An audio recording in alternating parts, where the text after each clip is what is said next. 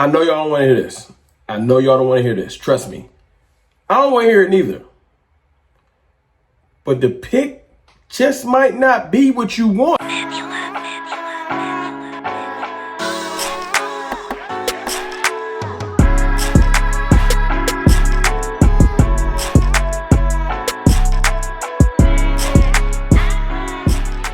What's good, people? It's your boy, Mr. Rome, Cowboys Fan Talk, right back. Like I never left. First of all, happy Easter. You know what I'm saying? Don't want to step over that. Appreciate y'all. Love y'all. Hope y'all had a phenomenal Easter Sunday. Now, also happy birthday to me. That's the thing. But let's talk about Cowboys, because it ain't about me. It's about the Cowboys. That's why y'all watch here. That's what y'all want to know about. And this is an interesting little tidbit that I noticed today in my, during my day, hanging out with the family, stuff like that. Something I bookmarked earlier, something that really caught my attention. Shout out to Brandon Laurie on Twitter. Brandon is right on Twitter is the actual handle.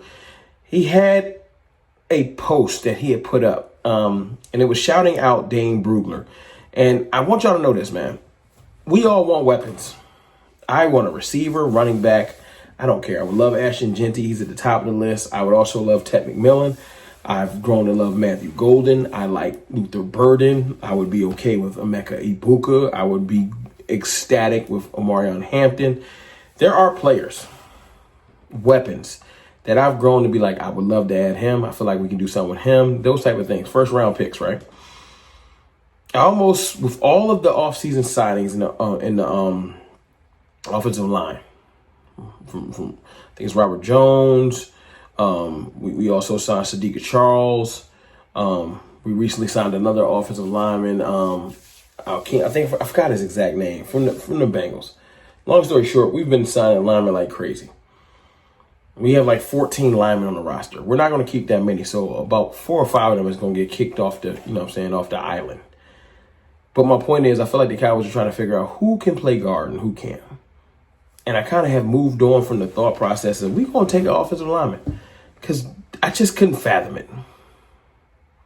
It's time to start fathoming it. Sorry.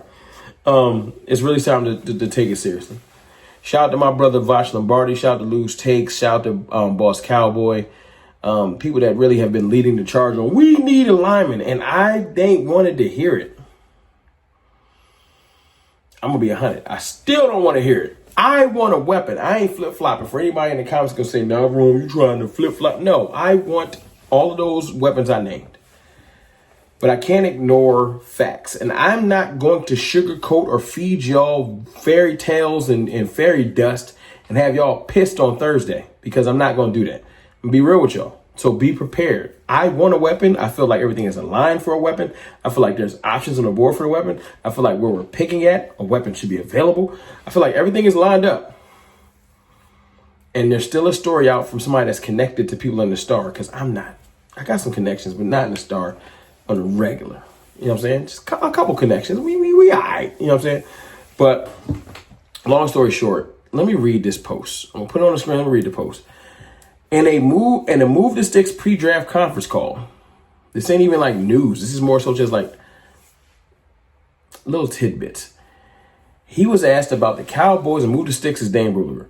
But Dane Bugler, he was asked about the Cowboys offseason moves and if drafting a wide receiver made sense at 12 overall. Jeremiah gave an interesting answer about how Dallas could be inclined to take an interior offensive lineman instead. That I wouldn't have cared if this was just a random Twitter account.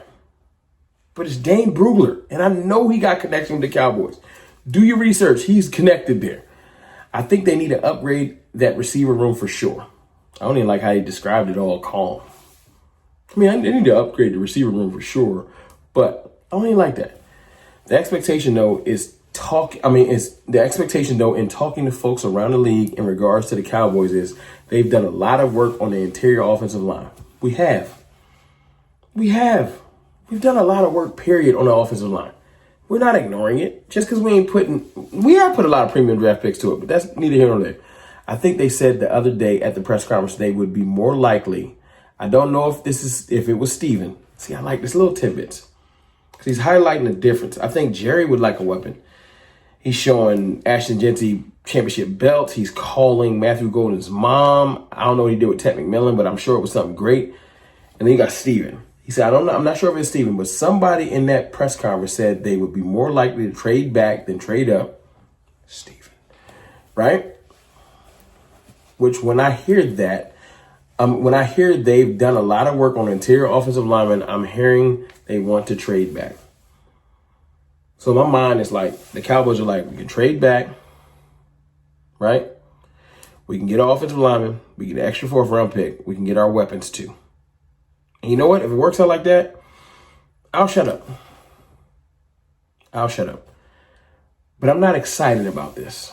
I want the premium weapon, and I would like to get a lineman in the 2nd or 3rd round. Why can't it be the other way around? Why does it always have to be chess lineman in the 1st? And I can hear people now. You can develop a receiver running back. You can develop a lineman. Our division rivals don't always draft in the 1st round. Jurgens, Dickerson, stuff like that. The Eagles draft 2nd round linemen. It's possible. You don't have to go offensive lineman in the 1st round. Take the generational weapon, or close to generational, or just game-changing weapon. Stop playing with me. We're really going to leave Ted McMillan on the board. We're going to trade away from Matthew Golden. We're going to ignore that Luther Burden can change a game, that Emeka Egbuka is like made in the lab to be a wide receiver too. We're going to ignore all this stuff. Amarion Hampton is the perfect starting running back. Ashton Jeanty would be a godsend. We're going to trade back to force a lineman. Again, we've been doing that for how many years? For everybody that says the Cowboys was built on offensive linemen, we've been drafting primarily trenches for the last 25 years, 26 years. Ain't got us nothing. We've neglected premium weapons. Go look at the way we've drafted. I can put it on the screen. We've been ignoring it, and it's showing. When the game's on the line, all of these weapons we get from these small schools or drafting in the 6th, 7th round just ain't cutting it. And the one weapon we do have that's a premium blue chip talent shows up. But when he gets bracketed, doubled, what are we supposed to do? Who's going to step up for him? Who? And that's the problem. And that's why I'm looking at this whole thing where they're starting to hint at offensive linemen. Now, I do love this. Let me give you a perspective. I said this in my live last night. We almost never do what the media is saying. So when the media is out here clamoring for receiver, I start feeling like we're not going to do it. We're not going to do it. If Daniel Jeremiah sounds the horns and everybody shifts, and by Thursday they're saying the Cowboys are going to definitely trade back and take a lineman, I'll start feeling like we're going to get a weapon more. That's my thinking. Now, y'all let me know if I'm wrong in the comments. We almost never do what you think we're going to do. So if the Cowboys is supposed to be pegged to take a lineman and trade back, we're not going to trade back, and we're going to take a receiver or a running back. If the Cowboys is pegged to definitely take a receiver or a running back, we're going to trade back and take a lineman. That's how the Cowboys do. It's very frustrating, but we never, ever, ever, ever, almost never do what you expect. But I do trust Daniel Jeremiah's connections. Remember, he cut his chops for drafting with the Cowboys on the draft show. He's connected. I didn't make this video for fun. I made this video because it made sense. Then you got Duke Manyweather out there basically downplaying Tyler Guyton. That does not help. That's a whole nother story. It might deserve its own video. Duke Manyweather basically saying Tyler Guyton, it's up to him if he improves. That scares me.